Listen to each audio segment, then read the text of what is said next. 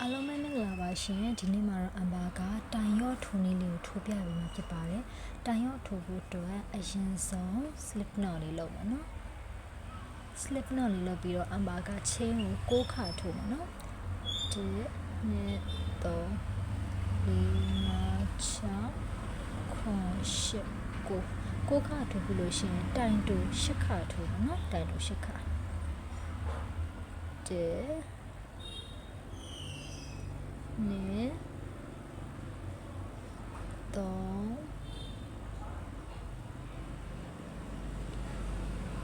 りなちゃこしတိုင်တော့ရှစ်ခါထိုးပြီးဆိုလို့ရှိရင်ချင်းဝမ်းလေးထိုးမယ်နော်ချင်းဝမ်းလေးထိုးတော့ရှေ့ဒီဘက်လှည့်လိုက်အမ်ဘာကတိုင်ရောက်ကိုကြတော့ဒီဘက်မှာတစ်ခါလျှော့မယ်ဒီဘက်မှာတစ်ခါလျှော့မယ်ဒီအစွန်းနှစ်ဖက်ကိုပဲလျှော့မယ်နော်အမဒီအစွန်းနှစ်ဖက်ကိုပဲလျှော့မယ်ခြံနဲ့တိုင်နေရတော့ပုံမှန်ပဲထိုးမယ်နော်တိုင်ရောက်ထိုးနေရလေနှစ်မျိုးရှိတယ်ပထမထိုးနေရအရင်ထိုးပြမယ်နော်အရင်ဆုံးအကုတ်ထည့်လိုက်ဒီပေါက်လေးမှာနော်အကုတ်ထည့်လိုက်ချီကိုဆွဲယူလာပြီးရင်ဒီချီနှစ်ချောင်းကိုမထုံနဲ့အောင်နောက်သူ့ပြရအပေါက်သူ့ပြရအပေါက်တော့အကုတ်ထက်ထည့်ချီကိုဆွဲယူလာပြီးရင်ဒီမှာ3ခွင်းရှိတယ်ဟုတ်အဲ့3ခွင်းလုံးတစ်ခါရဲထုတ်လိုက်တိုင်ရောတစ်ခါဖြစ်သွားပြီအောက်က2တိုင်ကိုတတိုင်လေးဖြစ်အောင်ထိုးတာကိုတိုင်ရောထိုးတာလို့ခေါ်ရနော်ပြီးရင်ဒီဘေးကအပေါက်တွေအကုန်လုံးကိုတော့နောက်ဆုံး2ပေါက်မရောက်ခင်အထိပုံမှန်ပဲတစ်ပေါက်ကိုတိုင်လို့တစ်ခါစီနဲ့ထိုးရမှာနော်ဆိုရင်တစ်ခါနှစ်ခါ3ခါ4ခါလေးခါထိုးပြောစီဒီနောက်ဆုံး2ပေါက်ကိုကြာတော့အမတစ်ပေါက်တည်းဖြစ်အောင်ထိုးမှာတိုင်ရော့ထိုးမှာနော်တိုင်ရော့ထိုးမှာဖြစ်တဲ့အတွက်အရင်ဆုံးဒီအပေါက်ကိုအကုတ်ထဲချူဆွဲယူလာဒီနှစ်ကွင်းကိုမထုံနဲ့အောင်နောက်ဘေးကတစ်ပေါက်တည်းကိုလည်းအကုတ်ပြန်ထည့်လိုက်အကုတ်ပြန်ထည့်ချူဆွဲယူလာအဲဆိုရင်အပေါ်မှာကွင်း3ကွင်းရှိပါမယ်အဲ့ဒီကွင်း3ကွင်းလောက်တစ်ခါရထုတ်အဲ့ဒါတိုင်ရော့ခုနအမအောက်မှာတိုင်တူ10ခါထိုးခဲ့တယ်ဒီအစွန်းနှစ်ဖက်ကိုအမတိုင်လျှော့လိုက်တဲ့အတွက်ကြောင့်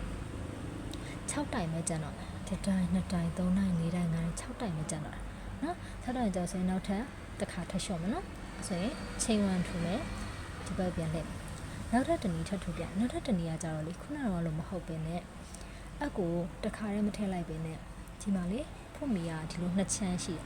ဒီချမ်းနဲ့ဒီချမ်းနဲ့အရှိနဲ့နောက်နဲ့ပေါ့2ချမ်းရှိတယ်အဲ့2ချမ်းဟိုမှာအမတို့ကတစ်ချမ်းစီယူလိုက်မယ်ဒီဘေးကိုတစ်ချမ်းအရင်ယူချီကိုမဆွဲနဲ့အောင်နော်အဲ့ဒါတည်းတစ်ချမ်းရင်ယူနောက်ဘေးကတစ်ပေါက်ကိုလည်းတစ်ချမ်းရင်ယူဒီထိုးနည်းကကြတော့လေအယုတ်တွေမှာအသုံးများတယ်နော်အယုတ်တွေထိုးနည်းတွေမှာအသုံးများတယ်ယူပြီးလို့ရှိရင်အဲ့ဒီတစ်ချမ်းစီယူရတဲ့2ပေါက်ထဲကိုပဲချီကိုဆွဲပြီးတော့ယူလိုက်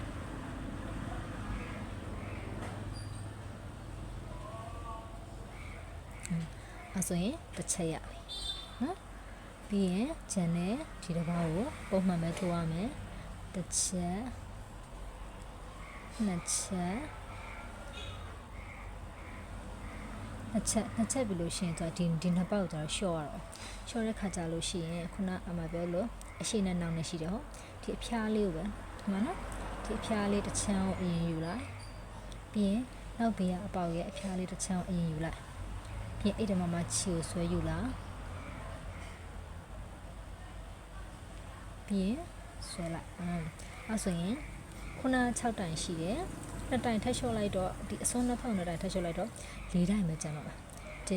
3 4တိုင်ရောကကြဒီလိုတက်သွားတာနော်တိုင်ရောကကြတော့ဒီလိုမျိုးဒီလိုအပေါ်တက်သွားတာပေါ့ရော့သွားတာဆိုတော့တိုင်ရှိကကြတော့ဒီလိုမျိုးတိုင်ရောကိုကြတော့လေ A လို့လည်းခေါ်တယ်ဟိုပတ်တန်နေမှာရင်း A လို့ရေးတယ်တိုင်ရှိကိုကြတော့တိုင်ပွားကိုကြတော့ V လို့ရေးတယ်ဒီလိုမျိုးနော်အဲဆိုရင်တိုင်ရောကတော့ဒီလိုမျိုးဖြစ်ပါတယ်ဆုံးဖြတ်ကြည့်ရှုပေးလို့အားလုံးကျေးဇူးတင်ပါတယ်ရှင်